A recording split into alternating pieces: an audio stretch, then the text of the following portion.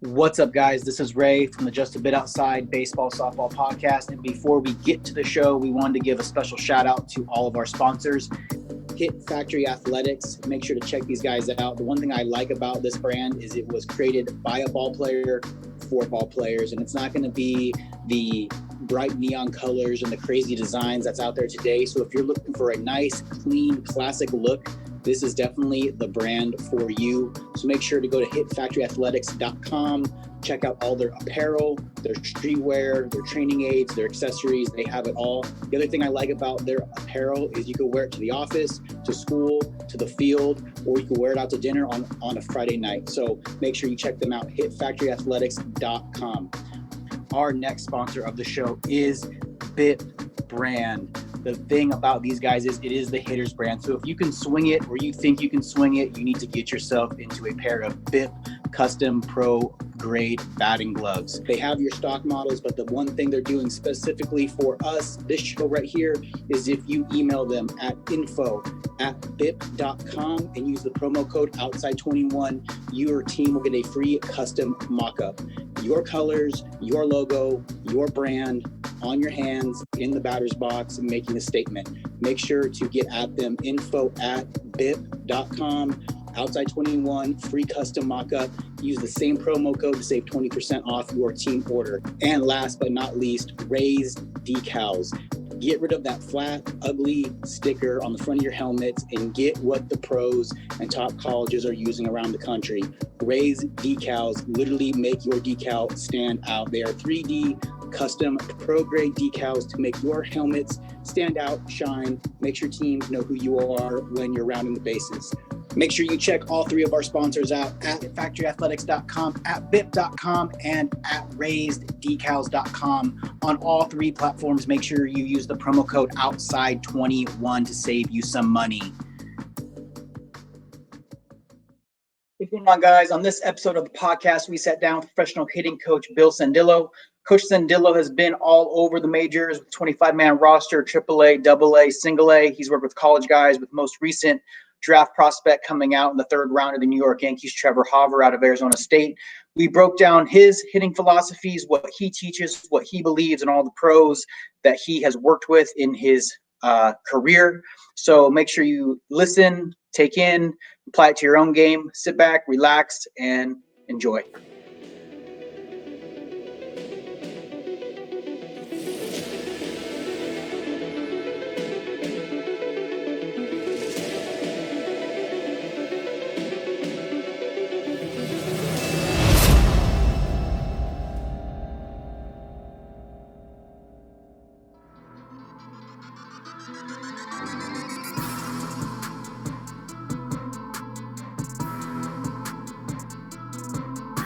What's going on, guys? This is Ray from the Just a Bit Outside Baseball Softball Podcast, and tonight we have hitting coach Bill Sandillo joining us. Coach, how you doing?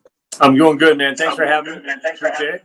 Thank you for being on. So before we get started, if you want to give a rundown of kind of your baseball background, I know you're very well versed in the game and have kind of been at all levels. So if you kind of want to give the audience a background of your experience and who you are and what you do.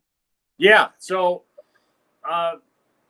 26 years, I've owned my baseball academy here in Chandler, Arizona. But before that, I played college baseball.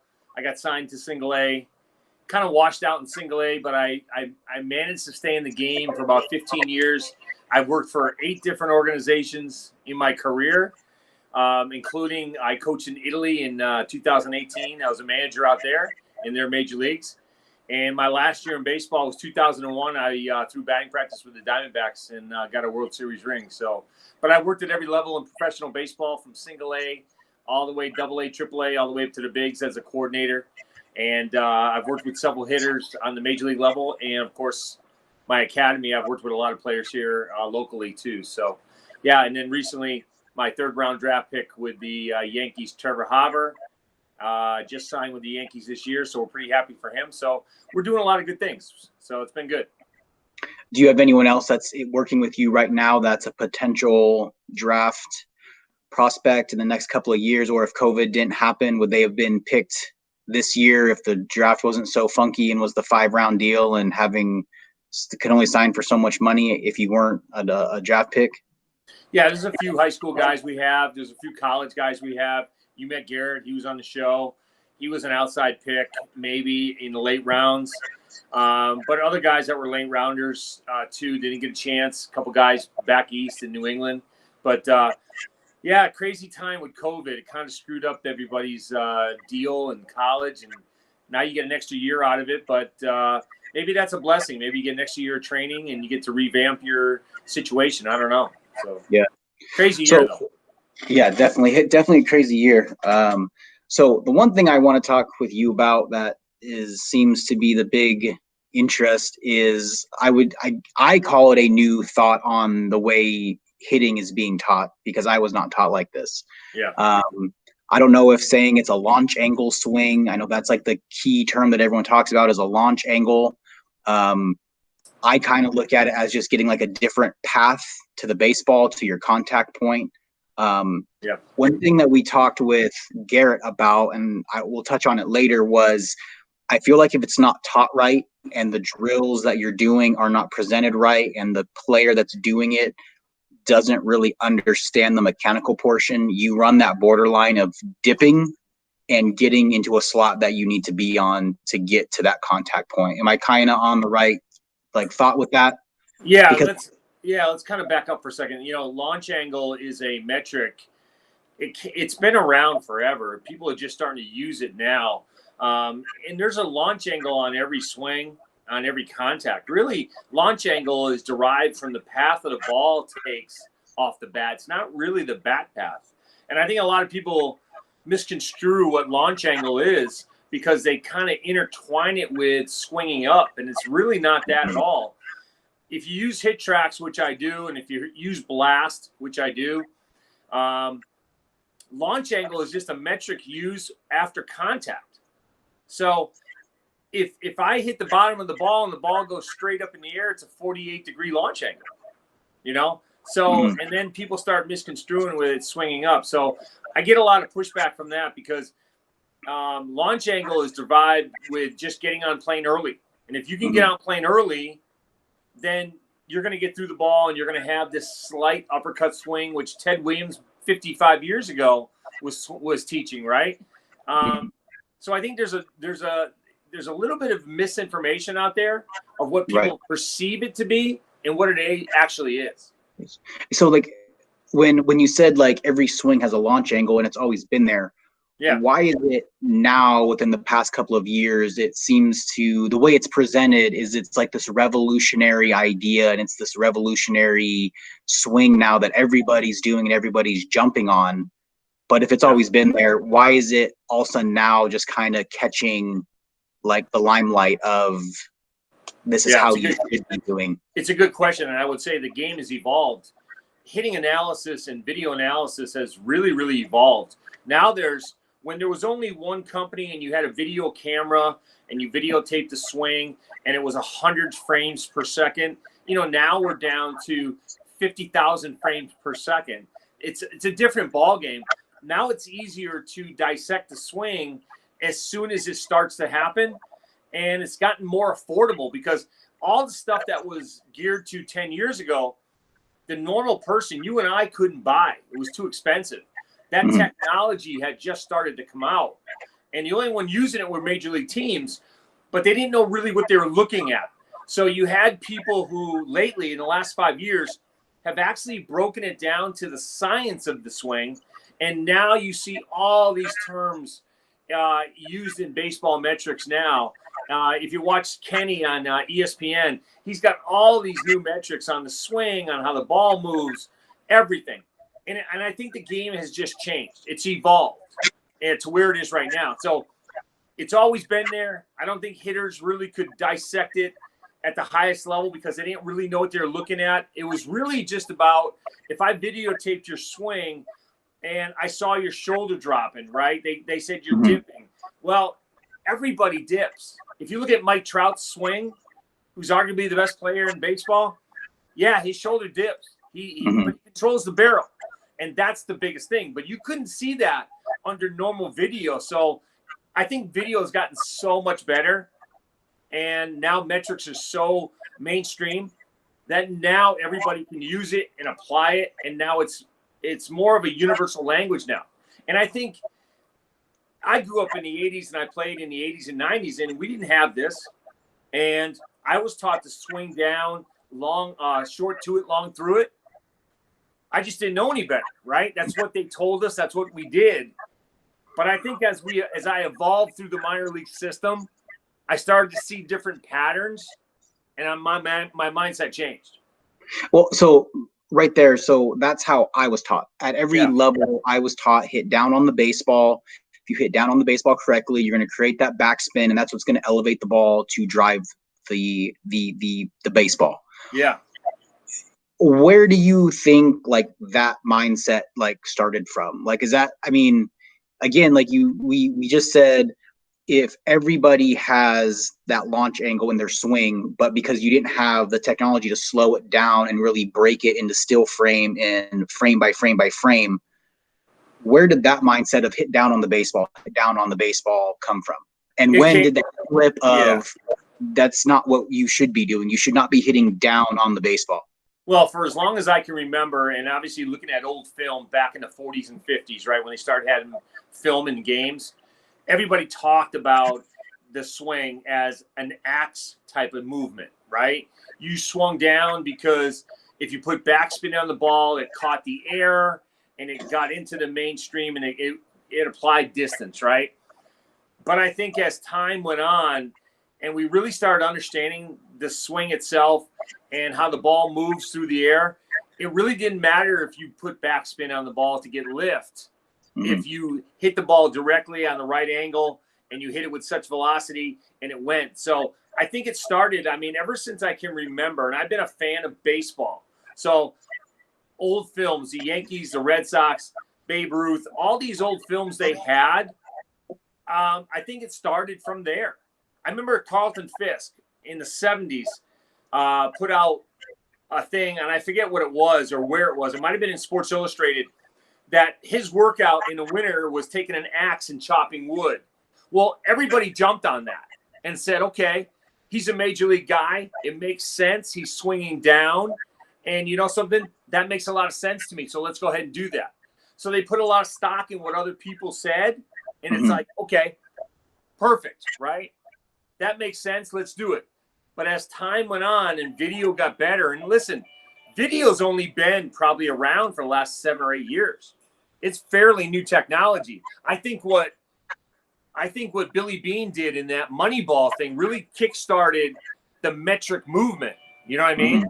Mm-hmm. So now that's what you see. Now that's what you got a lot of. And that's what we're exploiting because the technology has gotten better. Now we have 5 or 6 companies out there that are exploiting technology. So it's going to keep evolving. So the game keeps evolving. So what was relevant 5 years ago in the swing is not relevant today. And we just got to roll with it. Could we even say, so this was a few months ago, my wife and I went out to dinner one of the very nights that we ventured out with this whole COVID-19 thing.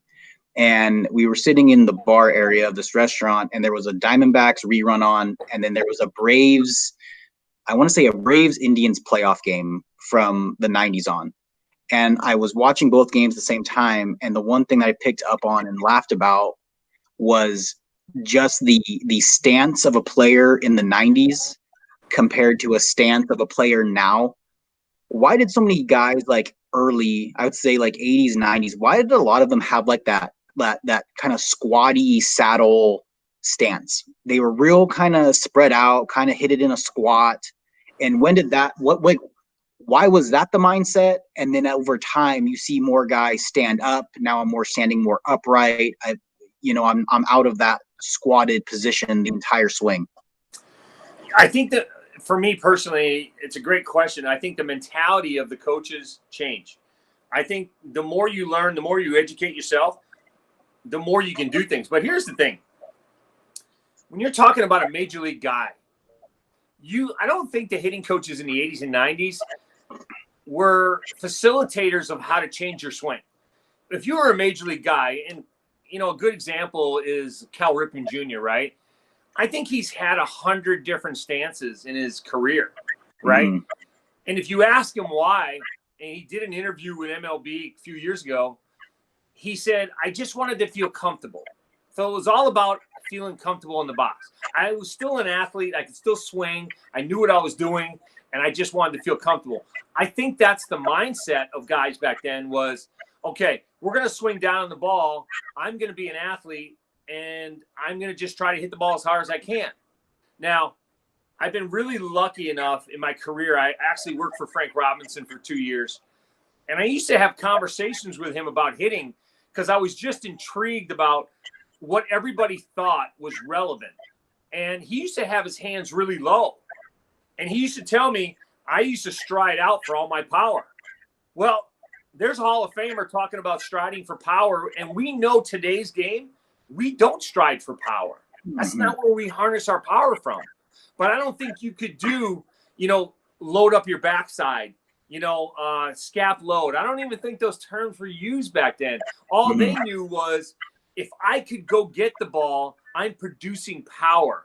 So I think the game, the mentality, the knowledge, it's evolved. And I was asked this question on a podcast I did before, but, could Babe Ruth play in today's game? I think as an athlete, he could. But let's understand something. The pitchers in the 60s and 70s were not as nasty as the guys are today. We understand more about the spin rate. So when you played and you got 30 wins, I forget, Danny was the last guy to have 30 wins. You'll never see that again. You see a guy who throws a fastball, changeup, curveball. That's all it was back then. Now you've got splitters, you got two seam, you got four seam, you got changeups, you got different arm angles. The spin rate's different on balls. It's totally different. So I think the knowledge of the game has gotten better over time. So some of these guys that played in the 60s, 70s, and 80s, I don't know if they could play in today's game. Yeah. Well, I mean, just like the perfect point you said, like when you watch a lot of those old films, a lot of those guys there is no load. It's I'm going from point A to point B, and point B is striding out on that front side and going getting the ball. When you watch a lot of their point of contact, that chest is over their front foot and all their body weight is out in front and over. And even I was taught, no, you're going to hit off your backside. You're going to load, get the front foot down. And as long as your hands stay in that hitting position, even if I'm fooled, if my hands stay back, I still have a chance to let my hands work and just get my barrel to the baseball. Right. In the olden days, you see a lot of guys hitting off their front foot. And that was just the norm. Even Hank Aaron hit off his front foot, right? But in that era, it worked for guys like that when you barrel up balls. If you don't barrel up a ball. And I might be like really off on this with time period, but would you say like kind of Ken Griffey was the first guy in that era to be upright and kind of let that ball travel and not get out on that front side and actually hit off the backside? And I might be totally off on that, but he's just one person that comes to mind in that 90s era to where he had that more upright swing. He let the ball get on him, and I was more hitting off that backside. Yeah, I think he's definitely one of the guys that looked different. He swung different. They called him the natural because his swing just looks so smooth. I think there was a few guys. I think Frank Thomas, when someone said Frank Thomas always hit off his front foot. Well, if you look at some of his videos, he didn't, right? He just so big that when he got out front of every ball, he looked like he was a front foot hitter. But I think there's more guys in that era that actually decided they were going to be more stand up and more sit back in their approach. And Griffey was just one of those guys, Barry Bonds came up during that time, and he kind of revamped his swing where he was a sit back guy, receive the ball type of mentality instead of go get it type of mentality, And there's a few more guys. So when you bring up Barry Bonds, and I know this is going to kind of get off topic, but you have a guy, and we won't talk the whole steroids things. I don't think steroids changes your mechanics to hitting a baseball. So I still think he has the mechanics to hit a baseball like he's done in his career proves. But like when you work with kids, not saying you want them to be robotic, but when it comes to being a comfort level and your thought process, are you a guy that if a kid wants to choke up, that's fine if that's what makes you feel comfortable? Or are you more of you should keep your hands down by the knob, I've heard hitting coaches have their own thoughts on it, that you shouldn't choke up or you should be using this length of a bat. Like, how do you answer those questions from parents and kids that might not have an idea and they're just like, Coach, what size bat should I be using? Should I choke up? Should I not choke up? Yeah, I always try to get parents to understand their kids got to get a bat that they can swing now and not get it for the future, because it won't do anything for them if they have to grow into it, right? I really don't care if a kid, and again, you got to understand, I stopped working with a lot of young kids because I'm just so busy with older kids. And I really don't believe certain kids at a certain age, they don't really need a hitting coach. I think they need good foundation and good repetition, because I think what I'm seeing in youth baseball is that you get a team to go to a facility and they take BP off a machine, and 90% of the balls are in the back of the cage because they don't know how to hit a moving target yet. So anytime I work with a young kid, and I work with coaches on this too, is you have to get a kid to get consistent with his swing and foundation. So he's not going to be strong. So create a foundation that can handle his swing. Let him hit off a tee, get consistent, and then start with short toss, side toss, then front toss. I usually tell coaches, stay the hell out of machines, at least for a month, until you get your kids acclimated to connection. And if your kids start connecting, then it becomes a timing issue, because then you got more issues down the road, because now you got a moving target. Now what do I do? How do I load, stride, go? How do I time the ball? Because that's a whole nother animal for kids, you know? And do you think when you teach hitting, and I'm sorry to cut you off, but is hitting and swinging two different things? They're not. Like, do you believe, like, one of the kids that I used to coach, he went to a hitting coach, Clint Myers' son, Casey Myers. Yep. And when he came back, I asked him how it was, and he goes, well, I didn't do anything. I hit off the tee for 45 minutes. I said, well, you did something. You just didn't do what you wanted to be doing. You thought he was going to go through a UBP and everything was going to be fun. And the first thing he said to him was, you have no idea how to swing. He goes, we're going to learn how to swing, and then we're going to learn how to hit. Because if you can't swing, you can't hit. And those are two different things. Do you kind of agree with that? I do. I mean, listen, if you don't understand the feel as a kid of what your swing is doing, you're not going to make your connection. You're not going to hit. Okay. I thought that was really good that he would do that and spend 45 minutes. Now, I don't know what he did in his lesson, but I think a lot of it's foundation, especially when you meet somebody for the first time and you see them swing and you see that there's holes in their swing. Then that's what you want to fix right away. You want to get them to understand the foundation of how they're going to create power, their stability in their stance. Before you even try to stride to connect, it should be about when you get them the foot down and they're balanced, are you making your swing, and what are the components? And I can get technical, but the kinetic sequence, what does that look like and feel like to you? Because a lot of kids don't know what it feels like to swing and have everything match up and then connect the ball off the tee really good. And because if you put 10 balls on the tee, they may hit 5 or 6 of them bad. So, and only 4 of those are really good. So you're not gaining consistency in the swing. So I would spend a half hour on the tee. I would do that to gain consistency and feel. And we try to get our kids to feel certain components. And what I do with the swing is I break it down.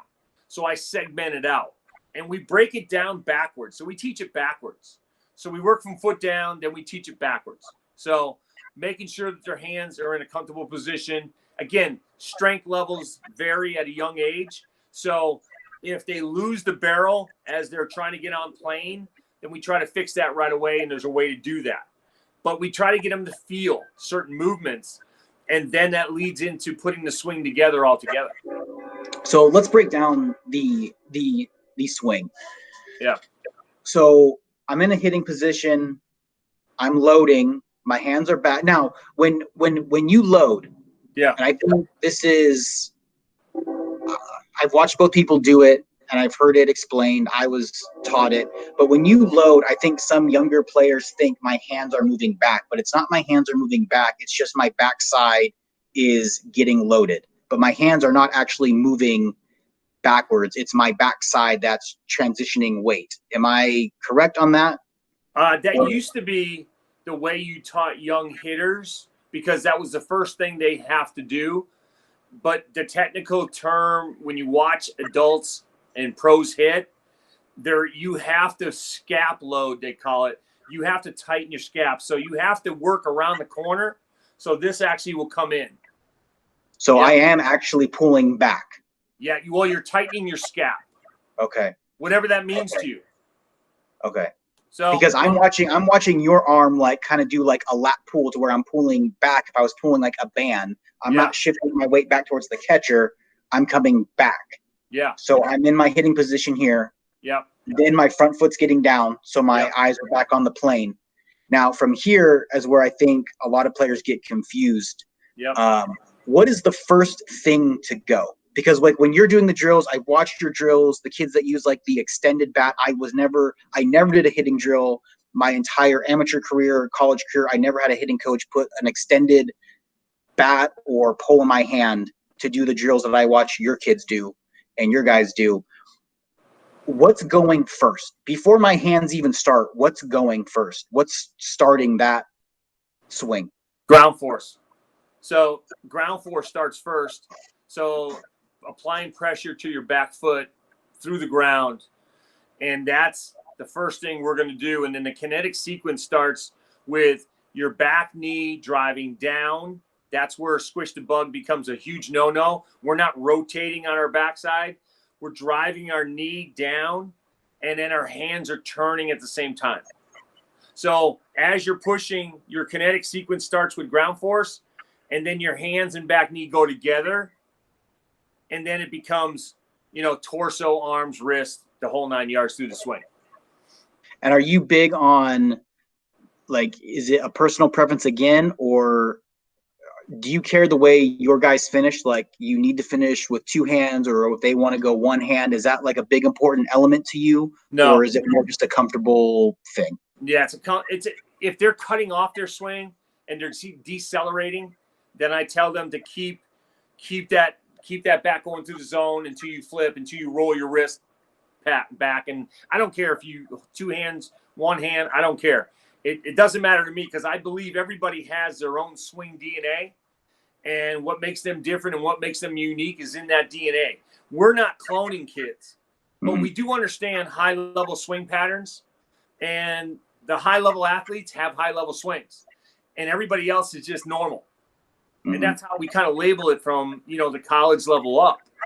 And that's why you see 4,000 minor leaguers wash out in the minor leagues and they never make it to that 500 major league category. They may be great athletes. They do everything correctly, but they don't have high-level swing patterns that's consistent to get them to the next level. So when we go back to that swing, when you're talking about the back knee driving down, was that kind of a term? Because I had some hitting coaches use a term like your back knees, like a power L position. I don't know if you've ever heard that. I had some coaches explain it that way. But is that back knee driving towards your front knee, like your front leg, or is it just driving downwards, like in the middle of, like if I was going to draw a straight line down my body, is that kind of the path that I'm going towards? Not driving forward, I'm driving down at like a 45 degree. Yeah, so good question. So let's back up for 1 second. So when our knee's driving, it drives to the connection point. So if your connection point is middle away, when I'm getting to foot down, stride out, I can't open my shoulders or my hips. They have to stay closed. That's where my knee is driving as they're closed. As I'm turning the barrel and getting my back elbow into the slot, now I'm getting on what we consider early connection. So now I'm on plane based on where the ball is entering the hitting zone, and it may be a slider away. And if I committed this back knee, which will generate my hips to open premature, I'll never reach that pitch. I'll reach for it and I'll be off balance and I'll push it to right field, but I won't drive it to right field. So a couple things. When you initiate your swing and you've picked up where the ball enters the zone, let's say it's middle in now, well, then you can do anything you want with your hips. because middle in, you can just open them up and you're going to make your connection because you're on plane early and your hips it's irrelevant. You can just open up and go. It's really relevant from middle to middle away to really control your hip and shoulders, that when you get the foot down, they better be closed. And what happens is a lot of players will get to foot down and they're already starting to drop their hands and they're already starting to open their hips. And that's when off speed kills you, because now you're off balance. You're not on plane because you're moving already. Now you don't have the adjustability to make the connection. Then you kind of look like you're off balance when you swing. But the good hitters can adjust. So I keep watching your backhand, and that's one thing that fascinates me about like the way, I don't want to say this new way of hitting is, but I always watch the players' backside. Yeah. When your hands start, yeah, where should that elbow be tucking? Like where, like if I know we're both sitting down, but like if you were like, once you go and that knee drives and your hands start, where should that elbow be going on the backside of your body? Are you going more to your hip? Are you going more to your rib cage? Where is that slot, or is everyone's slot different depending on where their hands start? Well, I'll answer it this way. The slot's different depending on where the ball enters the zone, because the ball on the outer half, you are going to drift your elbow a little bit, but you're still driving it down towards your hip. Now, when I worked in AAA with the Giants and I was in Scottsdale, every spring training the Giants would play, and Barry Bonds was there. And I got this from Barry Bonds.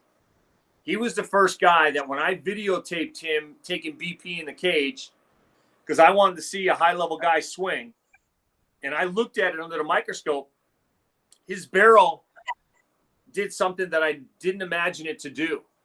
It actually dropped off his shoulder, and it didn't go back like most people would think. It dropped off his shoulder, and then he whipped it around. And that's where the turn coming around the corner I use all the time, because when I look at Barry Bonds, first of all, when he got the foot down, his bat was off his shoulder. When he started to make his swing, his hips and shoulders were closed. And as he drove through the ball, it became more rotation, bat head speed and barrel head speed as compared to hand speed. Mm-hmm. Because he used a 32-inch bat and he choked up. And it was more about getting the barrel to connection. And I said, and this was 1996, 97. So this was a long time ago. Mm-hmm. So I said, okay, that barrel head's generating a lot of speed. Now when we look at it under the microscope and you see guys putting his swing on line, you're going, okay, it's been around for that many years. It's been around a long time. Now we're just starting to realize what high-level guys look like. Mm-hmm. And so that component we took from Barry, we go, okay, is anybody else doing that? And then we look at all the big hitters, Manny Ramirez, the guy from the Tigers, what's his name? Miggy. Even Ted Williams did it. We're like, okay, I don't think anybody's ever noticing that. But that's the way the barrel drops off your shoulder, and then it becomes turn, okay? And then hip acceleration comes after. That's why it's measured after. We don't measure hip acceleration because we're taught to stay closed at foot down and then let barrel head take our hips through. And that's how we're teaching it in today's game. Mm-hmm. And it's been really beneficial. Do you think the guys that come out of high school, like, I feel like Trevor Hauver, obviously, because he was working with you since such a young age, his swing was more developed than most high school kids. But these guys that get drafted out of high school, they're getting drafted because they're young and they have an athletic talent. But once they get to their first minor league camp, is there a lot of growing pains that kind of go into that? Because it's like, not only are you transitioning from hitting average high school pitching to now you're facing better pitching, you're facing grown men, but do they go through that transition of you need to kind of totally revamp the way you swing? Yeah, absolutely. You're going to get beat here quickly. Oh, absolutely. And here's what I would say to people. And we talked about this during the draft, right? Trevor Hauver was privy to a bunch of information that I was taking from my experiences in the minor leagues that nobody else was getting unless they worked for me. Trevor was ahead of the curve the whole way, and it showed in his swing. Now, when you look at high school kids, like Trevor got drafted out of high school, and I wanted him to sign with Kansas City. He felt he wasn't mature enough, so that was his decision. I thought his tools could have played, but he wasn't strong. He wasn't mature. Go to ASU and hone your skills. The guys coming out of high school right now have no idea what they're up against. It's going to take them 3 seasons in the minor leagues, what a college guy has already gone through in his career. Mm-hmm. So there's only one guy I saw in the draft, I don't remember his name, that was a high school stud that could he actually looked like a college player. And there was only one. Even the kid from Mountain Point, Cole's kid, what's his Tucker. name? Yeah. Tucker. Yep. I've seen him play. He's going to have growing pains. Mm-hmm. He really will. He's going to have his swing revamped. He's going to have people talking to him in the minor leagues about this, that, and the other. And that's another thing, too. You know, you want to check it in college and get all that stuff out of the way. And so you're semi-finished product when you get scouted. Mm-hmm. When you go into a system, now they say, okay, we got to train you now because we don't like this here. And we think that when you get older, you're going to leave power in the tank. So let's work this angle. And they have struggles with it because they never had to make those changes because they were successful in high school. But now they're going to have to change because that's what the minor league player development guys do. They see something they don't like. And in your experience, how hard is that from a kid that goes from being the guy and the game's kind of easy up until that point? I mean, if you're getting drafted out of high school, I mean, I'm assuming high school baseball is a fairly easy game for you.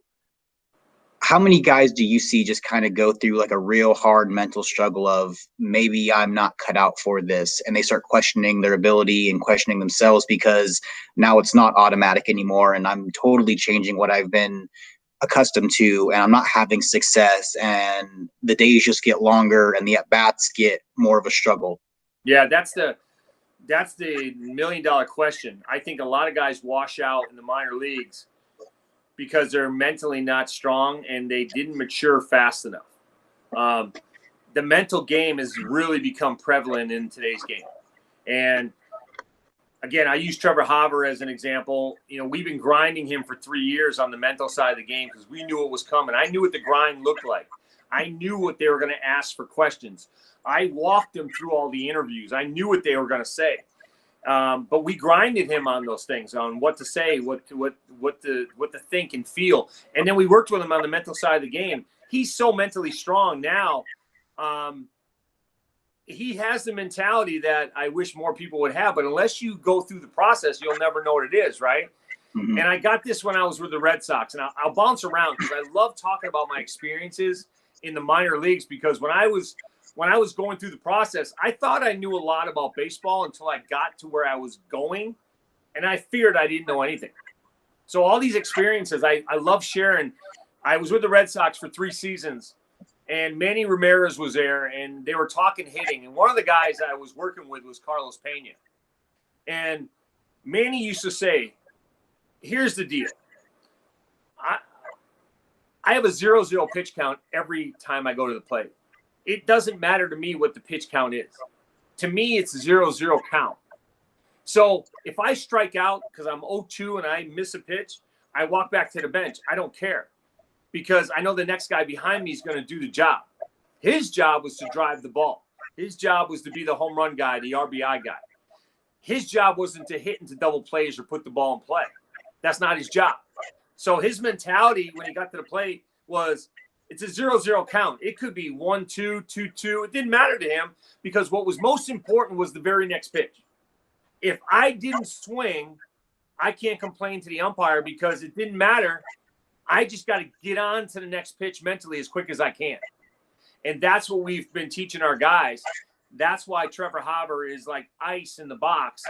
You know, he hit more 2-0-2 home runs this year than anybody in Division I. And it's only because the mental side of the game was there, because all he cared about was the next pitch. If he didn't swing, get to the next pitch as quick as you can. And I think a lot of people, if you watch guys go through their at-bats and they get a close call, it affects them. And they look back and they get mad at the umpire. Well, guess what? If you swung at that pitch, you wouldn't have hit it. You wouldn't have driven it anyway. So what do you care? Mm-hmm. Just leave it alone and move on.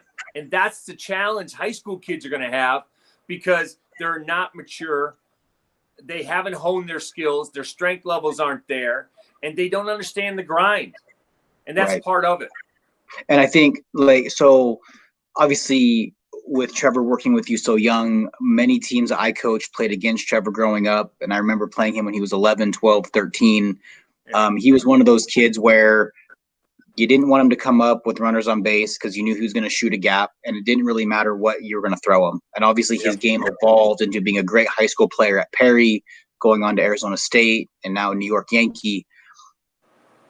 When I watch younger kids play, and this is like a comparison of like going through the kind of the actual growing pains. I remember the first time we played a kid who was taller for his age, 13 years old, standing on one of those little portable mounds.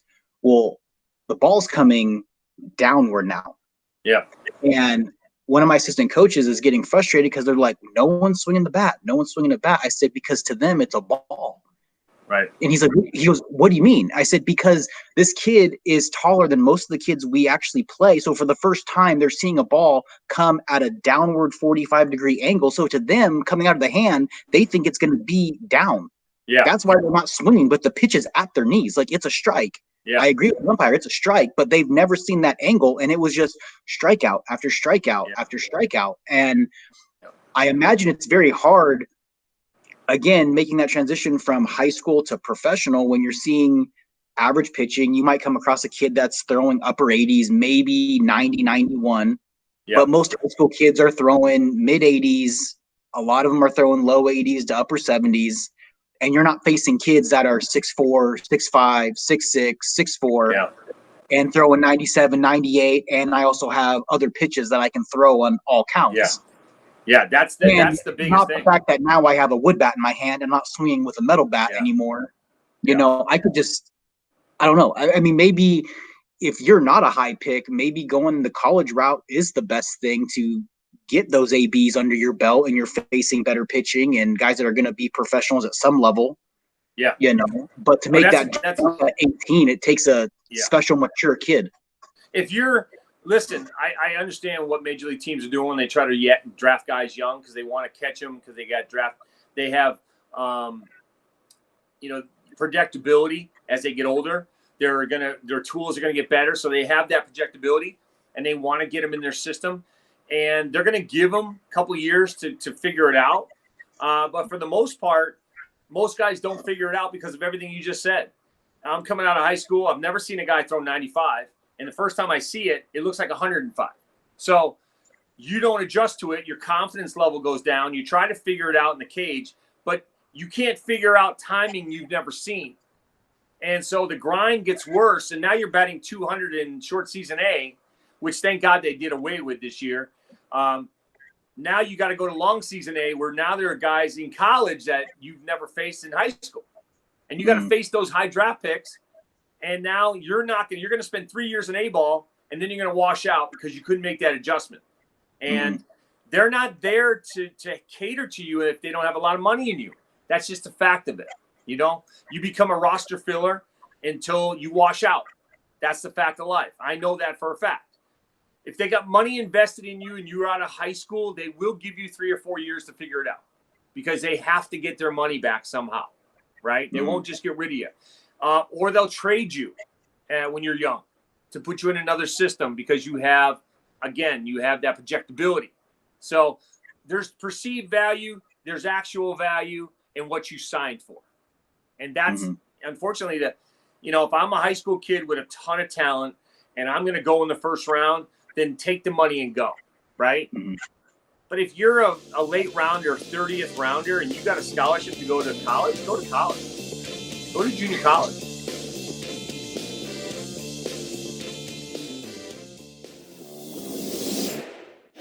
We are halfway through the show. We wanted to take a quick break to say thank you for taking a listen. Make sure to follow us on Twitter, Facebook, Instagram, YouTube, and SoundCloud. Search Just a Bit Outside Baseball Softball Podcast.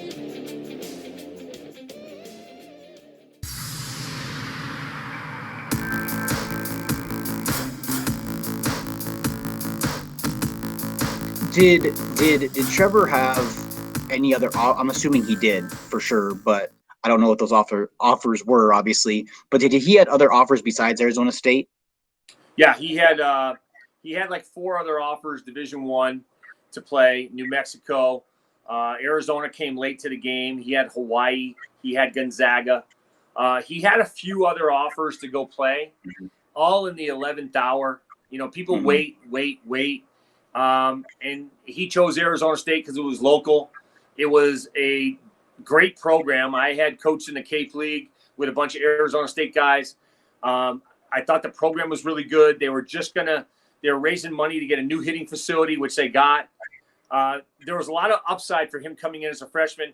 He was going in with a couple local guys that I knew very well. To play with Drew Swift and Gage Workman. That was a huge plus, to play with guys he already knew. And now, did he know going into Arizona State that he was going to be bumped to the outfield and he wasn't going to be a shortstop anymore? No. But what we did know was he wasn't going to play shortstop at the next level. We projected him as a corner infielder or a second baseman or an outfielder. So it was really undecided. I think his freshman year, they really hurt him. And the old hitting coach that was there, and I don't remember who it was. It wasn't Mike Early, who's there now. But they tried to change Trevor's swing. And I kept saying, what you signed this guy for, what you liked about this guy, now why are you trying to change him? Right? He's not a base hit guy. He's not a speedy guy. Okay? His swing is geared to do one thing, make great connection. He's a gap-to-gap power guy. And they tried to change him. And it hurt him because he wanted to play. So he got like 50, 60 at-bats his freshman year. And in the offseason, when he was going back to Cape Cod, I knew what that grind was like. I knew he was going to play against high-level players. And I said, listen, let's go back to our old way. I think it'll play. I think you'll do fine. He went to the Cape and he hit 4 home runs that year, and he had 0 at Arizona State. So he had 4 home runs and 30 at-bats. So we figured it out, and he needed to do that. And then his attitude was, let's go into fall and let's kill it. And let's make them take you out of the lineup. And that's what he did. I mean, one fall game that I went to, he had 3 home runs. So three at-bats in a row. And he was killing it. He went back to his old way. I talked to the hitting coach, and I talked to the head coach, and they're like, okay, we're going to leave him alone. And I'm like, that's the best thing, because if he starts failing, he's not failing on his ability. It's failing on the mental side of the game. So don't just bench him because he's not failing, because he's failing because he didn't get a hit in 3 games. Right. Work with him. Stick with him. So he became the leadoff hitter to protect Torkelson. And then Bishop was there. Hunter Bishop was there. And so Trevor had a great year. He led the nation in leadoff home runs. So he had 13. He went from 0 to 13 the next year. So and hitting his way. Yeah. Why? Okay, so why do you think that is? Like, what do you think some hitting coaches are like? I'm the hitting coach. This is my program. You're going to do things my way. But you hit it right on the head. Like you signed the kid for a reason. You liked his ability. You liked the way he played. So why would you go mess with it? If he was fine, why play? It wasn't the hitting coach. It wasn't Mike Early, because Mike and I have a really good relationship. He let me do whatever I wanted. I used the cages with Trevor. We collaborated really well, and that was a first for me. He was ego free. He just wants to win. The head coach, and I love him. He's good. He's a good coach. I think he was changing the swing the first year. But it goes back to that question: why did you sign him if you loved him, and now you want to change him, right? But we went back to his old swing. We enhanced a few things, and he started just killing balls, killing. So they left him alone because he was performing. And at a leadoff guy, he had 50 RBIs, 13 home runs, 50 RBIs. I mean, come on. He was being overshadowed because he was hitting leadoff. He never hit leadoff in his life. This is a 3-hitter, 2-hitter, right? But he accepted the role. He did a great job with it, and he did very well. I mean, he hit 350. And this year he was hitting 350. He had 5 home runs, and he led the team. I think he was leading the Pac-12. He had 21 RBIs. So in 12 games. So he was leading the pack in RBIs. He was 5 home runs. He was 2 away from Torkelson, who was leading the pack. I mean, if he played a full season, he was going to average 25 home runs and a lot of RBIs. Do you think, since you've watched a lot of ASU, do you think Spencer Torkelson is going to have a actual lasting pro career from what you see, or is he going to go through some growing pains and his game's going to have to change? I think he's ready to play right now. Yeah. He's a different animal altogether. I've never seen, and I've watched Trevor hit, but I've never seen a guy generate so much barrelhead speed than he does. But the biggest difference with Torkelson is that when he swings, he connects. He never takes a bad swing. Mm-hmm. His adjustability is major league quality. And when you give somebody $8.5 million and you set the record for signing bonus, it's worth it. He's worth it. Now, I will tell you this: the Tigers tried to sign Trevor in the first round too, but they tried to offer him a lot less money than the Yankees did. So there was a lot of politics going on in the Tigers organization, and they ended up taking Gage Workman anyways. They loved ASU. And if they could have got all the ASU guys, they wanted them, you know. But Torkelson's the real deal. I don't think he'll struggle. I think he'll struggle a little bit, but I think he'll figure it out fairly quickly. And then he'll become a professional hitter. So I think his stayability and how long he's going to last is just how long he stays healthy. Yeah. You know, what's your thoughts on the recent Fernando Tatis 3-0 Grand Slam thing? Man, you know, I think it's so stupid that these managers have these high-level guys and they try to limit them. And this is the mentality, unfortunately, with Major League Baseball. And in Major League Baseball, there's a problem with Major League Baseball in the coaching side. Everybody's trying to control something, and they're going to try to control the players. Your job with high-level guys is put them in position to succeed and let them do their thing. Mm-hmm. When you tell Tatis to take a kid who's actually swinging the bat really well and to just take 3-0, why? That's the best pitch for most people. Yeah. Well, the thing that I don't get is, would there have been a difference if he took the pitch and hit a grand slam 3-1 or 3-2? Like, if I mean, I don't understand. Like, and the other thing about it is, this is not Little League baseball. Like, you're not. Well, we don't need to score any more runs. Like, you're a professional baseball player, right? And then the fact that there was an article written that I read that said, like, the Padres coach, the Padres manager even talked to him, was like, hey, you know, you missed the take sign and this is my homecoming to Texas. Well, if you're worried about them, go sit with them then. Yeah. Like, I'm trying to win a baseball game and you're going to talk to me about scoring runs for my team. Like, it doesn't, I don't know. Those are unwritten rules of baseball that are stupid to me. Yeah, and if you're having trouble scoring runs, and maybe you have a take there. If your team's not scoring runs in about 4 games, maybe, right? But here's the thing. It goes back to what I was telling you. The Major League mentality to really good hitters is there is no pitch count. So 3-0 doesn't matter to anybody. It's just the next pitch. Mm-hmm. So if I'm Fernando Tatis and I'm using that methodology, he's 100% right with what he did. And I'm a manager, and I've managed before. I let my guys go. I tell my guys, there is no take sign on 3-0. Just be smart. The first time you show me you can't be smart is the first time I got to give you a take sign. Mm-hmm. And I've said that at the Cape. I've said that at the Northwoods. I said that in MLB Italy 2 years ago. I didn't give one take sign. Not one. I said, just show me that you're smart enough to play the game. And bases loaded 3-0. I don't give a shit about, I don't give a crap about 1 run. Mm-hmm. Right? Go up there and hit. You're a major league hitter. And if you've been watching Major League Baseball this year, first of all, the pitchers are around the plate. So I saw Mike Trout hit a 3-0 home run, his first one of the season, right down the middle. So if you're going to do that to a major leaguer, why aren't you swinging? Right. What's the difference? Again, it goes back to that mentality. What's the difference between a 3-1 count, a 1-1 count, an 0-2 count, when your mentality is it's the next pitch? Mm-hmm. He threw Mike Trout a 3-0 right down the middle, and Mike Trout swung and hit it out. There's your mentality right there, right? Yeah.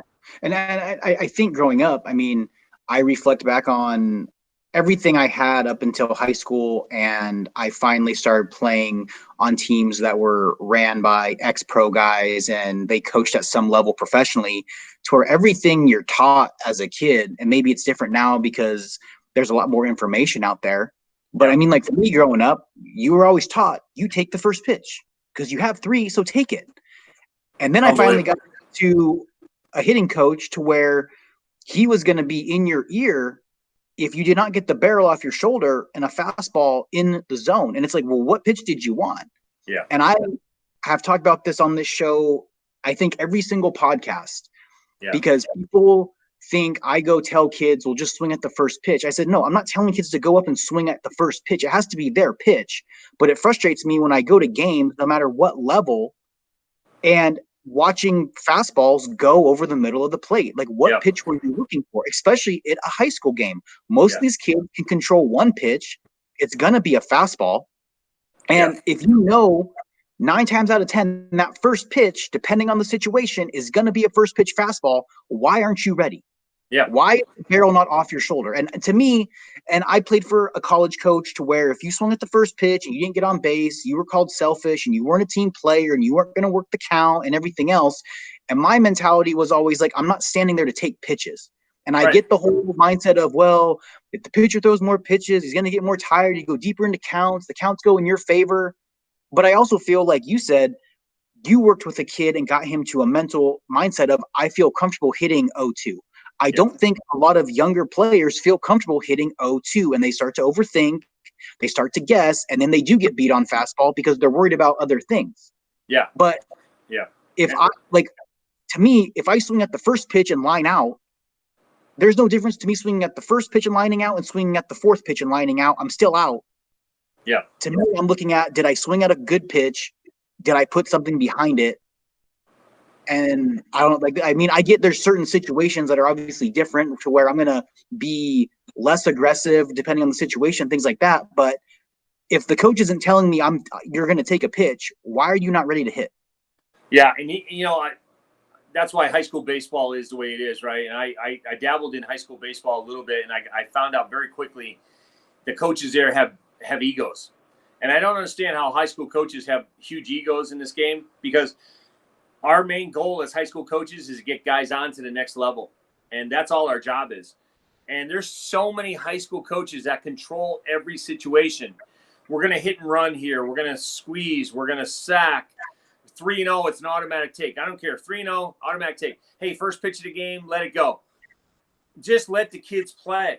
There's so much failure in this game, and the mental's not there. Let them play.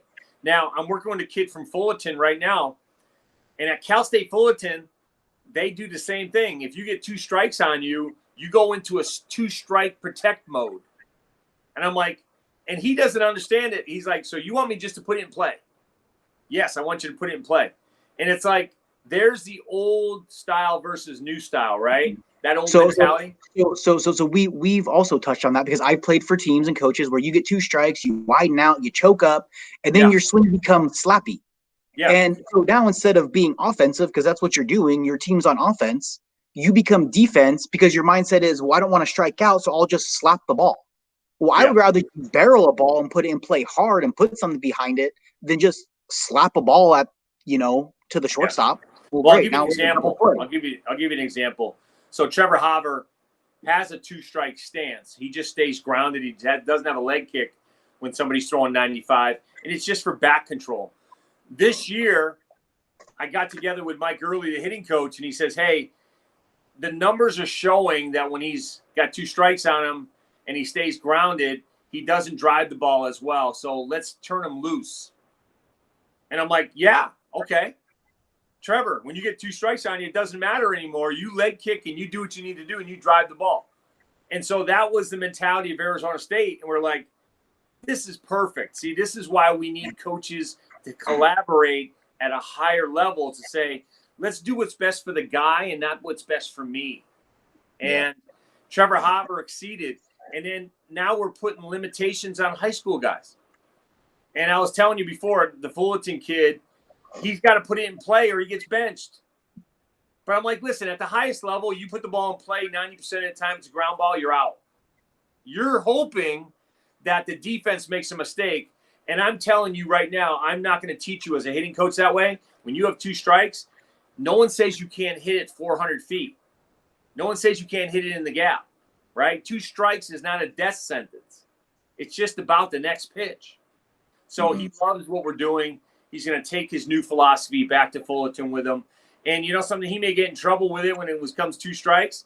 But with 2 strikes, he's changing his whole approach. So yeah, it's very fascinating. And then I think you go down that road of high school where you're being taught things that aren't going to play at the next level with some of these kids that are still going to have an opportunity. And I think that's why you see some kids where, you know, sometimes it's like, is there a point of playing high school baseball? Like, I mean, I'm not saying. Good question. I love high school baseball for what it is, and I would never want to take someone out of their job and have these kids miss out on an opportunity. But sometimes when you really look at it, there's no college recruiting going on during high school baseball season unless it's from a local JUCO or, for example, Arizona. You know, maybe if ASU's off, a coach will come out depending on what time the day is and where the location of the game is. Besides that, you might have your local JUCOs, but you're not getting recruited. You're not getting scouted. So for me, if I'm a guy for a pitcher who has a potential to be drafted out of high school or go to a Division I, and I'm not getting anything out of my average high school team, is there a point? Is there a point of playing? Like, I mean, I'm not going to win a state championship. My team's not really that good. Yeah. I'm just going to burn out my arm with pitches that I could save for later. And I could take high school off. I could train, condition, focus on other things of my own personal game to go to the next level. Because I know I'm going. Yeah, and here's the thing. I was helping out with Basha because I had a lot of kids I was training that was going there, and Basha had some really good players. And I actually came out with an article after my experience there of, you know, the coach had a huge ego. All they were doing is thinking of themselves. They wanted to look good. They didn't care about playing well, even though they'll tell you they did. I wrote an article that said there's life after high school baseball because there's politics in high school baseball. There were kids playing in positions that their fathers were boosters and their kids were starting in the lineup and they shouldn't have been. And that's what they do at the high school level. They raise money. They're boosters, and their kids are going to play. And I don't have anything against high school coaches or the programs themselves, but if you're not trying to get the kid to the next level, what are you doing? To me, you're just hurting the kid. So I always tell my guys, listen, go to high school, have a good experience. If you're finding yourself in this position where you think you're getting pushed out, don't worry about it. We'll get you to the next level, right? Mm-hmm. And here's the thing about scouts. I talk to scouts all the time. They don't like to go to high school games and talk to the high school coaches because the high school coaches don't want to engage with them. They don't want to help them. And they have these egos. It goes back to the ego thing. Now, I'm not saying every high school coach has that, right? Because Mike Woods at Hamilton, he's been really good to me. He puts out a good program. He gets guys in there to help him. He does it the right way, right? I work with Perry kids, the coach over at Perry, the coaching staff over there. They're great coaches. Good relationship with them. They do it good too, right? But there are some programs out there that you want to help because you have people over there and they don't want your help. And they got good players every single year, but why don't they win more, right? Yeah. And it's because of the coaching. It's because the coach cares about what he looks like, what his vision is over the kid's vision. And that's what's hurting high school baseball. But I always said there's life after high school baseball. We'll get you a scholarship. I'll work to get you somewhere. If your numbers are good, your grades are good, somebody's going to like you. We'll do our due diligence. We'll get you somewhere. So, yeah. Yeah, I think that's the hard thing. And I've witnessed that myself with high school baseball to where it's you just kind of sit there and look at things like, well, I don't know why we're kind of doing that. I mean, that's not what I did in college, and I don't understand the mentality of why we're teaching it. Like I said, I would never wish someone to lose a job, but I guess I feel like if I was a kid that played for an average program that really wasn't a state contender, and I knew I was moving on past high school, and it wasn't because of my high school, I don't know, it would be very hard to not have that conversation of, is it really worth playing where I could just focus on my own personal game and train and get better and get ready for that next level. Yeah, we've had guys do that, believe it or not, that just said, I'm going to bypass my senior season. I'm going to train for a year, or they've already had committed to a JUCO and they just said the hell with it and not play. And they've gone on to JUCO just by training and getting better for next year, because you commit your junior year. So your senior year comes around and you didn't have a good experience. You don't like the coach, or you don't feel your best interest is his. Then I've had people decide they're not going to do it. So yeah, it's tough. It's tough. Since you've been on every level of pro baseball, when you get to the 25-man roster main guys, what is the role of the hitting coach? Because we've had this conversation with former ASU standout and former Boise State assistant coach Travis Buck, and he basically said like the role of coaches at the pro level is you're there more to be like tire pumpers and stroke the ego, because I imagine it being very hard to talk to a guy like Manny Ramirez to tell him how he's going to hit, when it's like I can make suggestions, but when you get some of these guys that have the careers and the miles under them, like are you going to tell them something that they don't already know or something that they haven't heard? So like the hitting coach on a staff like that, like what is your role? Yeah, and I think every organization is different. Like when I was prepping to go over to Italy to manage, I went to the Cubs complex and I worked with Chili Davis a little bit because I wanted to see how he interacted with his hitters. And he was different because he was at Boston a couple of years. And I think the hitting coaches are just different based on their personalities, right? I really resonate good with guys when I can help them alongside them and make it their process, not my process, right? And I think that's the attitude that's worked for me. And I think I would take that as a hitting coach at the next level in Major League Baseball. Now, I've heard different things from different players that they hated their hitting coach. He tried to make us do this, and I just wasn't going to do it. You're not going to tell Cody Bellinger to change his stance, right? It works for him. So what I've learned over time and what I've seen over time, and DeMarlo Hale, who's a bench coach for the Red Sox, told me something very good, something that stuck with me my whole life, is that when you're trying to help hitters in a situation, you let them come to you. You don't throw up on them.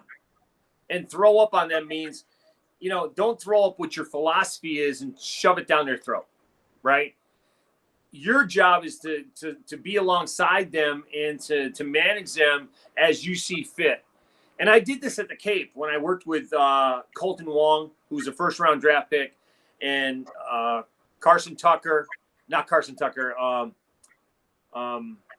kid from Florida. He's playing in Korea right now. And Marcus Stroman, he was a second baseman as well. He was a reliever. I waited for these guys to fail, and then they were like, hey, coach, can we do early work? Absolutely. But here's what I see. I videotaped your swing the last 2 games. You want to see it? Oh, I'd love to break it down with you. Now it's a different mindset where they've come to me, and now I didn't just run to them and say, here's what I see. This is what you're doing wrong. Let's change this, right? They've taken ownership of their own career, and that's what we want to do. And I know this at the pro level. It's your job to take ownership of your own career. And if you want to grind and be in the cage, be in the cage. Now, I do tell an interesting story of my time with the Twins when an 18-year-old Torrey Hunter came into Double-A for the first year. His routine was, hey, I'm going to go down and take T-work for a half hour before I do BP. I'm going to take T-work, get loosened up, get in the clubhouse, get something to eat, and then get in my hitting group. And he stuck with that mentality throughout his whole career, all the way up to the big leagues. Because I met him when he was playing for the Angels. I went to see him in spring training, and I said, hey, I want to come see you. I have a family now. I want you to meet my family. He says, well, you know the deal, man. 7 a.m., I'm in the cage doing my T-work. I'll meet you down there. I'm like, dude, the game doesn't start till 2 o'clock. He goes, but if you want to see me, you know where I'm going to be. So I had to be in the stadium at 6:30 a.m., waiting for him to get done with his T-work for a game that was going to start at 2 because he didn't change his routine. Mm-hmm. It worked for him. He got his early work in. He got his tea work in. He took control of his career, and he's one of the guys that's made over $100 million in the bigs, and he did it himself. So I use him as an example all the time of a guy who just he didn't rely on, your coaches are there to help you. They're not there to save you or make you the best player you can be. That's your job, you know? And I've learned, because I made mistakes as a coach, but I learned now as a hitting coach that I'm here to be your third arm. If you need something, you need me to pat you on the back one day, I'm going to do that. If you need me to kick you in the ass one day, I'm going to do that. If you need me to tell you what I see, I'm going to give you my opinion. But if you don't ask me for that stuff, I'm not going to tell you. Mm-hmm. So you got to take control. And I think that's what it is in pro ball. You get a lot of massaging egos at the highest level. And the guys that grind the most, I think, are the minor league managers and hitting coaches. So I've seen that at every level. So. And I think we've talked about this on the show too, is I think when kids get to from high school to college and you go from a guy that's an everyday guy to you're not starting. I mean, and we've talked about this with Travis Buck as well. Like when he said when he first started coaching college, it would frustrate him because after every single rep, these guys would look at him and he's like, what do you need from me? And it was like they were looking for that guidance or that reassurance of like, well, am I doing it right? Or are you going to say something? Because they've been overcoached. And his big thing was like, you need to figure it out yourself. Like, I'm here to help you, but like exactly what you just said. Like, I'm not going to go through the entire at bat with you. Like, you need to figure it out. So when you're up there doing it for yourself, you can walk yourself through it. Like, I can't call time and come talk to you. And he said that was very frustrating for him because he's like, what do you want me to say to you? Like, why do you keep looking over here after every single rep? And I remember coming out of high school, when I got to college, you know, I wasn't an everyday player my freshman year. And because you weren't a guy, you had to take over your game. Yeah. And because you never had to do that before, you kind of feel like you're in like this limbo lost world of like, so am I going to get a chance to hit today? Well, no, you're not. You're not going to hit with the main guys. I don't have time to throw beeps to 25 guys. So you can hit after practice down in the cages. You can do that. You know, so I think a lot of kids have a hard time taking control of their game because they've never had to do that. They've always had someone there guiding them. And now they're to the point where you need to grow up because I don't have time to hold your hand. No, I think it's 100% true. And I was just talking to Shea Hillenbrand, who is a friend of mine, and we were talking about playing in the big leagues. And he said one of his best coaches was the video guy in the video room because he would be able to go back there and look at his swing, and the guy would rewind it for him. And it wasn't a hitting coach. It wasn't a manager. And I think there's a guy who will tell you he had his turmoil major league career, but he was very honest when he said, I understand my swing. I have a PhD in hitting, but I need to see something sometimes. So my video guy was my best friend, you know? So, and, you know, at the pro level, that's what you need. You need to take accountability for yourself. You don't need to be wondering if you're trying to get to the next level. You're grinding it out and somebody's going to see you. And if you have questions, you have to make that first step. And I just had this conversation with Trevor today. We had a workout session today, and he's like, I don't know what my agent is, you know, what equipment I'm getting. I'm like, did you talk to him? No. Okay, so first thing, take control of your own thing. Don't worry. See, because Trevor's used to his dad getting him equipment, right? You're coming out of high school and college where you're getting taken care of. Your equipment manager gives you equipment. You have swag in your locker. Guess what? You're at the pro level now. You know, your agent can get you things, but you need to have that conversation on what's expected. So as you go up the ladder, you got to start taking care of yourself, and you got to be accountable for your own career. I'm not going to take up too much of your time, so I have two more topics for you. Okay. Do you think, as good as social media has changed the game and has benefited, do you think social media is also a detriment to some of these younger guys because of all these companies that are ranking kids and this and that? Do you think kids buy into their own hype and they haven't really achieved a thing? And unless you have a really strong support group or a dad or a parent or maybe a coach that's like a parent to put your arm around you and say, block that out. We have not accomplished anything yet. It doesn't matter how many stars are by your name or what poll you're in or that.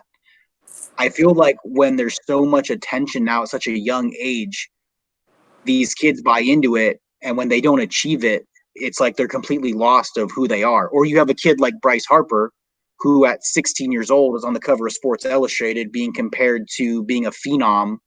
Yeah. And the highlight circulates on YouTube of him hitting the ball off the back wall at Tropicana Field. And I remember watching like that 30 for 30 with him and his dad. And the one thing he said is people started to show up to his games when they found out he was there to basically boo him because they wanted to hate on him.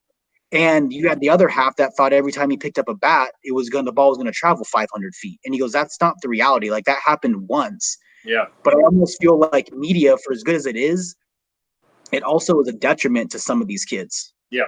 Yeah. So social media is good and bad, right? I always tell people, like when parents come to me and say, listen, I want you to get my son ready.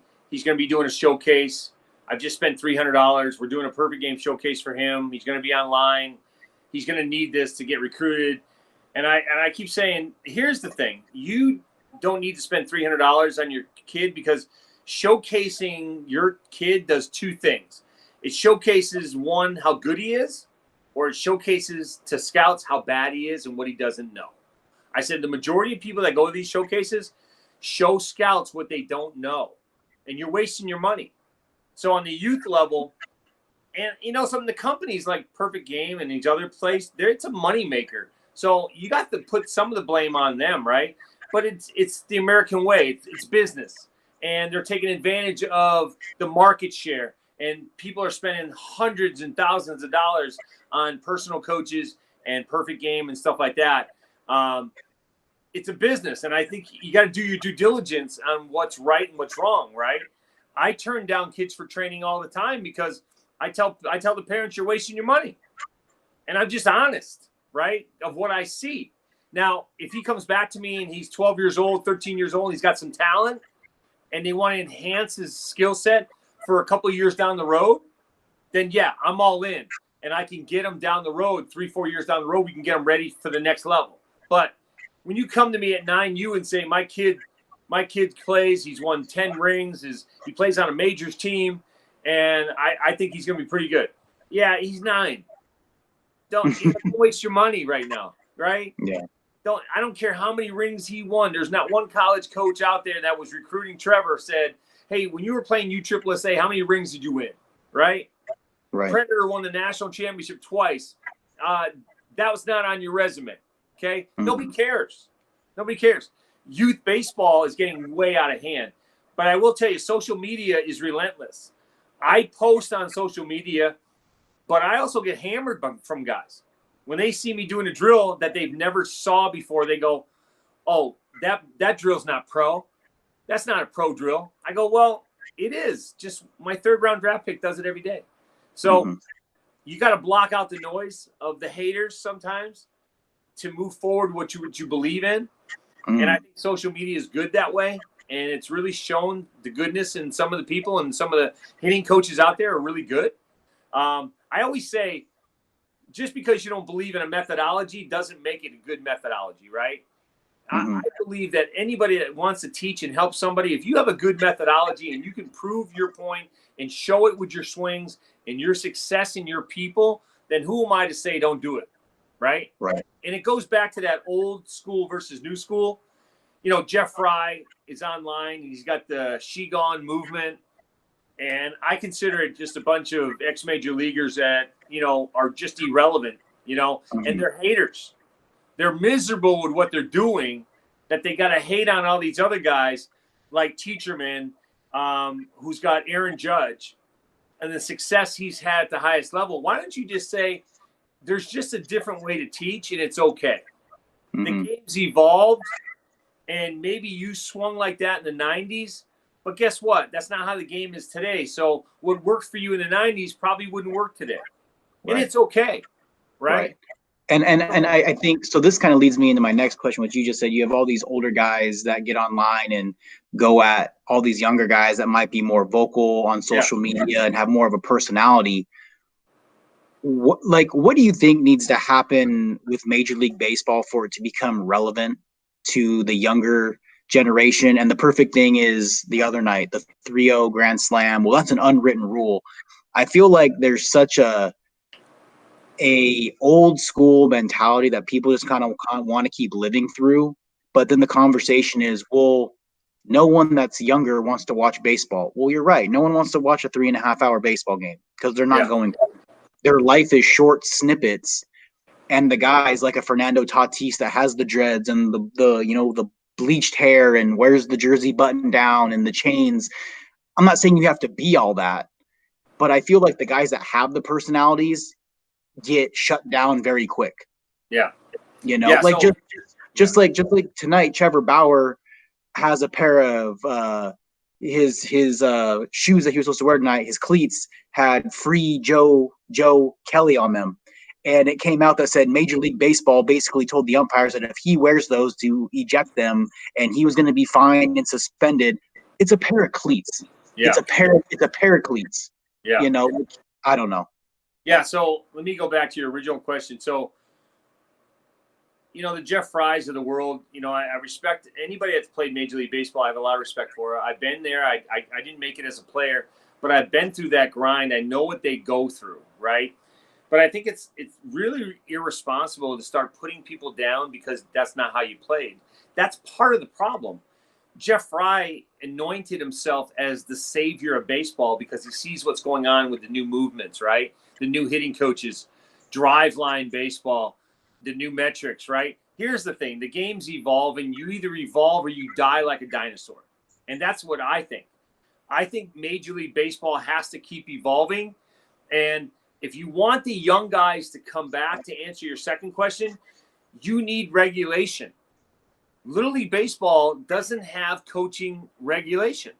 So when someone says they had Little League elbow, I'm sorry, but Little League's in that title for a reason. Tommy John is up 400% because of all the players that, Johnny's coach is an insurance salesman by day and a hitting coach or manager at night. And every insurance salesman who coaches a Little League team thinks they can start a travel team, right? Mm-hmm. It's gotten way out of hand because when I started Predator, back in the early 90s, it was just 3 teams. It was us, the Blaze, and someone else. And we were like, okay, I was a hitting academy, and I had 300 guys. We needed to play somebody, so we started teams. So the Blaze came from California, and they started teams in Arizona. And we played 3 teams. That was it. Now, I think there's 4,000 teams. Mm-hmm. It's too watered down. It's so watered down, right? And I don't have a problem with anybody starting a travel team. I'm not trying to go in that direction. But I think it gets so watered down, right, that what's the message to kids? We're hurting kids. There's no regulation to this anymore. In my organization, to be a coach, you have to be certified.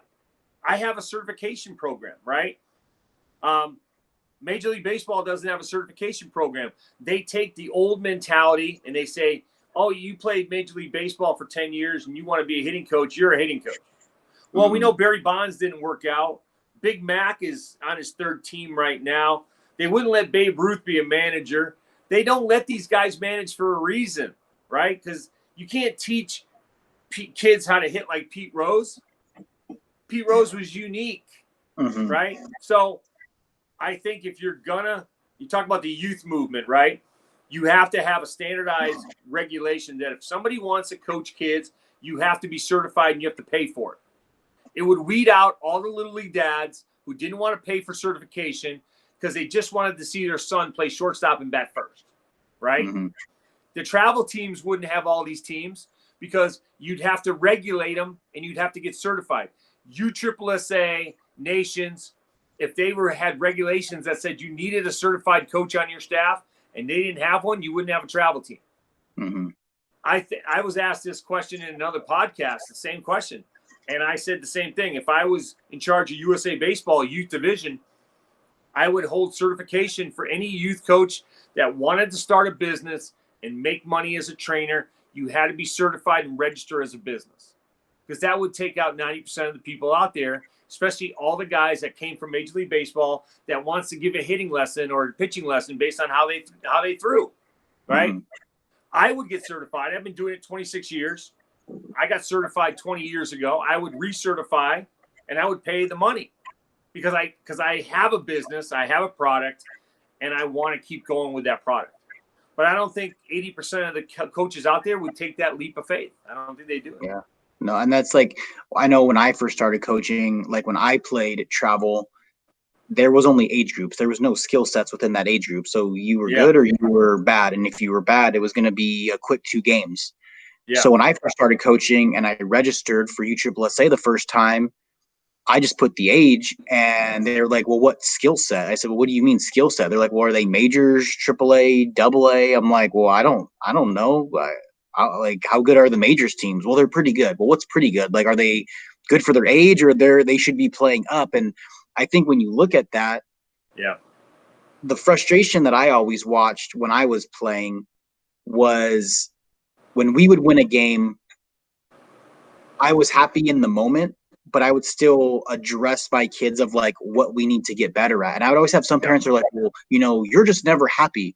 No, it's not that I'm not happy. Yes, I'm happy we won. Yeah. But my goal isn't to collect USSSA rings. My goal is to get your son better so they can play varsity baseball at the highest level as quickly as possible and possibly beyond. So when they're not doing things right, it's my job to correct it. And if I wasn't correcting it, then I'm not doing my job. So I don't care if I win 15-0.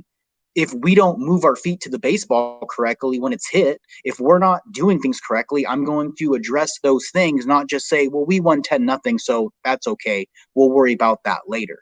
Yeah. And I think some parents are the parents that didn't make it in high school. They were a nobody, and they're trying to live it out through their kid. So instead of putting their kid on a team that gives them the opportunity to play and develop and gets proper coaching, I'm going to try to get them on the team where they're the 12th kid, but they win all the time. So I could be the last parent there on a Sunday drinking a beer, wearing a cool shirt that I think's cool. But like you said, if your kid actually has an opportunity, there's not a college or pro scout that's going to say, who'd you play for when you were 12?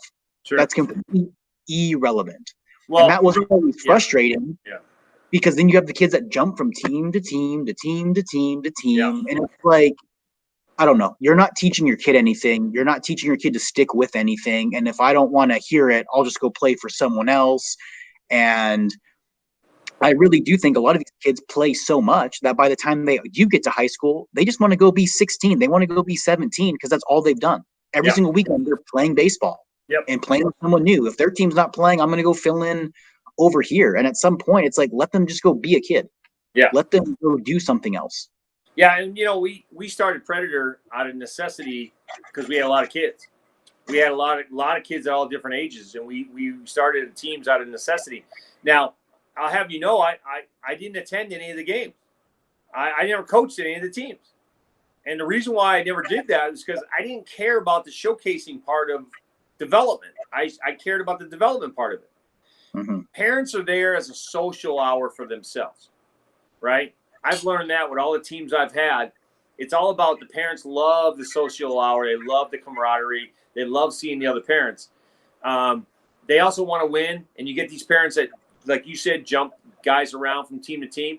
That didn't happen with us too much because I made them sign a contract that said you can't do that, number one. Because number two is we're going to be developing your kid. My job was player development, right? My coach's job was to coach the teams, and I didn't care if we won or lost, right? I just knew if we had good guys we were developing correctly, that we were going to put together a good product, and we were going to play good teams, and we were going to do well. Mm-hmm. But the wins and losses were irrelevant. Matter of fact, I used to have a party every single year in January for all my teams. We used to have a family picnic. And then every year, the coaches would bring their trophies and put them on a table. And we'd have a table out with all these trophies on there. And the year we won the national championship, it was Mark Haver's group. He handed me the 6-foot trophy. And I was like, what am I going to do with this thing? You know, he's like, well, if you ever get a hitting facility, it'll be good for you. And I'm like, okay, thanks. You know, I didn't care about that part of the business. I cared that we were getting guys on to the next level. And I was happy to say 100% of our guys that played with us played high school baseball. That was more important to me than, you know, did we win all the time? You know what I mean? Yeah. And I think like, working out. And like when I was coaching, it was always frustrating when guys were having kids do things that it's like, that's not going to play at the next level. Like it works now because they're 11. So congratulations on outsmarting an 11-year-old, but that's not going to work. So why are you teaching it? And it was always hard to like bite my tongue when my biggest pet peeve was when the third baseman holds on the runner at third base. I'm like, at what point in any form of upper level baseball have you seen a third baseman go over to third base and stand there? Well, my kid watches pro baseball all the time. Well, obviously he doesn't, and obviously you don't, because I've never watched a professional third baseman go hold the runner on at third base. Yeah. And that's why I was like, I have to go find something else to do. I got to go coach upper level kids that want to be here, that parents that get it, the kids get it. And it's not about the winning and the losing. I know nobody wants to lose all the time, but it's about the development and the skill set and getting those skills and honing in on them to get to that next level. Yeah. And that's why I always respected playing your teams. I respected playing T-Rex. I respected playing the athletics because those kids are being taught the right way from guys that have been there and have been around better baseball. So I'm going to teach it the right way from the very beginning. I never minded losing to a Sandlot team because those kids are coached up the right way. Right. You know, and all our coaches were certified. Yeah. I don't think a lot of people knew that. They had to sit through a 4-hour training class and get certified and pass the test, or they couldn't coach with me. So, I mean, I have a lot of respect for those guys to take that challenge and be the few that did it, because we did have dads that said, I'm not doing it. And I said, okay, that's okay. And they took their kid and they went to another team, right? I don't care. I don't care, you know. All right, last question. Sure. How does a guy, because I put this on social media and tagged you in it, and I don't even know if you even saw it. But how does a guy like Giancarlo Stanton start a stance that's so closed off and can still turn on a baseball and hit it into the left field bleachers?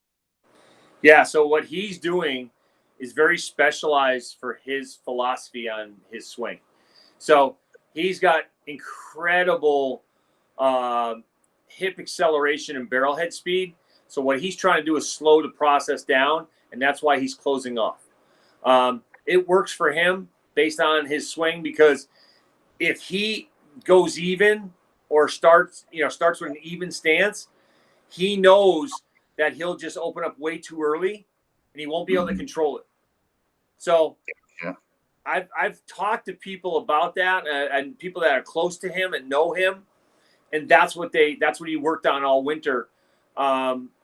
Because he was one of the guys that I said, I would love to work with him, but he is just doing incredible things with speed, and he's trying to slow it down, and that's why he's getting the way he is. Because I look at his front hip and I'm like, it's literally pointed at the 4-3 hole. Sometimes it looks like he's so closed off that it's like right at the first baseman, and I'm like, and he still turns on a baseball and puts it rows into the left field bleachers. Yeah, well, he's got ungodly strength and he's got ungodly speed. So what he's trying to do is slow the speed down. He'll still have the strength no matter what, and it's been working for him. I don't. And this is the great thing about baseball, right? We go back to teaching old style versus new. He's creating a style, and it isn't going to work for everybody. So he's not going to become a hitting coach and go, here's what I know works for me. I need you to do this. He won't teach that, because arguably he knows that he's doing something very unique, very special, and it's special to him. Special to him. Just like Cody Bellinger, the way he stands and swings, it's special to him. You know what I mean? So, yeah. Is there someone that you look at in today's game that if you could model a swing after, like you feel like they have the perfect swing? Like, is there a guy that just like stands out in your mind that just says like that swing is, if you could create that swing with everyone, like that's the swing?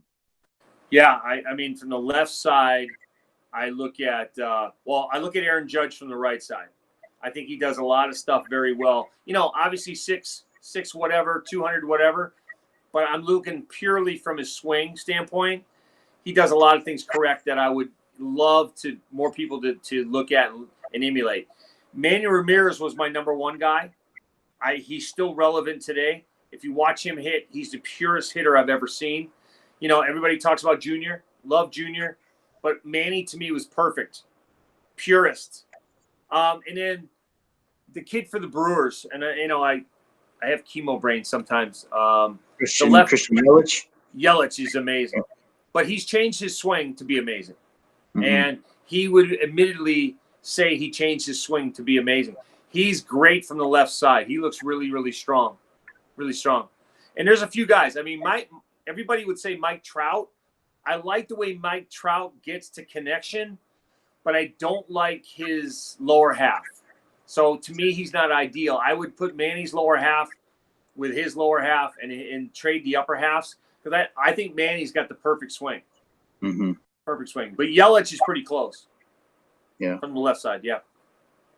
Coach, thank you so much for your time. I've really enjoyed this. Yeah. I've learned a lot. I know people that are going to listen to it are going to learn a lot. Thank you so much for your time. I've been looking forward to this conversation. So I'm glad that I was able to get you on and you gave us some time. So I really appreciate it. So best of luck with everything you're doing and all your guys. Yeah, thank you. I appreciate you having me, and thank you, Coach. And anytime you want to tag me or reach out to a question, anybody has a question they want to answer, reach out to me. I'll be more than happy to get back to them. Yeah, definitely will. Thank you so much. Yeah. Thanks for your time, buddy. Thank you. Have a good night. Take care. Thanks. You too. Bye-bye. It's going to do it for today's show, guys. As always, thank you for listening. Make sure you hit that subscribe button, like it, share it, follow us on all of our social media platforms. Big shout out to all of our sponsors, bit.com, hitfactoryathletics.com, raisedecals.com. Make sure you use the promo codes at the beginning of the video to take some money off to help yourself out and your team. And until next time, we'll see you later.